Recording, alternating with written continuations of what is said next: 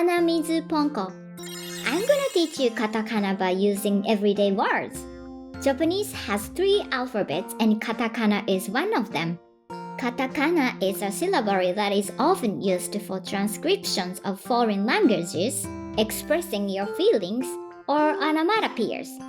Also, katakana has the same characters as hiragana, but it's just written and used differently. Okay, today's katakana is mamimumemo.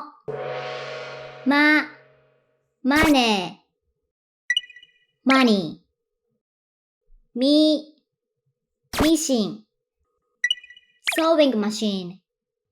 ムカムカする nauseous め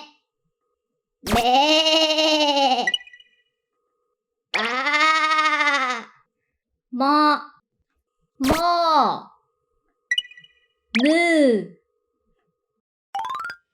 Katakana is often used for transcription of foreign languages, but it turns out with a Japanese accent like money for money.